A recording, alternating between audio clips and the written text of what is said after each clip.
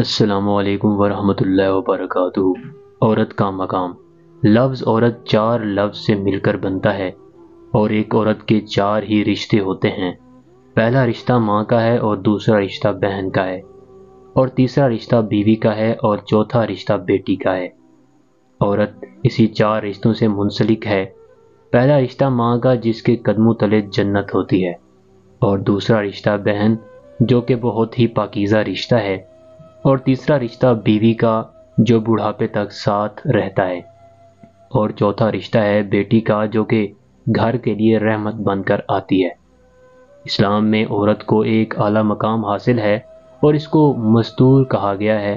عورت کے لغوی معنی ہیں چھپی ہوئی چیز، باپردہ، جس کے بارے میں قرآن پاک سورۃ النور کی آیت نمبر 31 میں ارشاد ربانی ہے، اور مومن عورتوں سے بھی کہہ دو کہ اپنی نظریں نیچی رکھیں اور اپنی شرمگاہوں کی حفاظت کیا کریں اور اپنی آرائش یعنی زیور کے مقامات کو ظاہر نہ ہونے دیا کریں، مگر ان میں سے جو کھلا رہتا ہے، اور اپنے سینوں پر اوڑھنیاں اوڑھے رہا کریں۔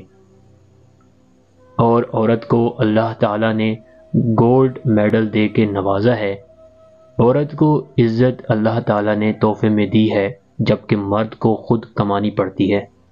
عورت کے دل کو اللہ تعالیٰ نے بہت نرم بنایا ہے، اور صلہ رحمی اور معاف کرنا اور قوت برداشت بھی بہت زیادہ ہے۔ عورت کی عزت کرنا اتنی عزیز ہے کہ قرآن پاک کی سورہ النساء کی آیت نمبر 3 میں ارشاد ربانی ہے، اگر تمہیں عورتیں پسند آئیں تو تم ان سے نکاح کرو، ایک ایک، دو دو، تین تین، چار چار، پھر اگر یکساں انصاف نہ کر سکو تو ایک ہی کافی ہے۔ اس آیت کا مقصد صرف اور صرف عورت کی عزت و عفت و عصمت کی حفاظت کرنا ہے، کیونکہ اللہ تعالیٰ کی ذات کو بے نام رشتے پسند نہیں۔ اس لیے اللہ پاک کی ذات نے عورت و مرد کی محبت کو جائز کرنے کے لیے اور ہر قسم کی بدنامی سے بچنے کے لیے نکاح کا حکم فرمایا ہے۔ عورت کو اسلام کی شہزادی کا نام دیا گیا ہے، اور عورت صرف دو جذبوں کی طلبگار ہوتی ہے، ایک عزت کی اور دوسرا محبت کی۔ عورت وفا کا دوسرا نام ہے۔ دعا ہے اللہ پاک سب کی بیٹیوں کے نصیب اچھے کرے اور سب کی جھولیاں اپنی رحمت سے بھر دے۔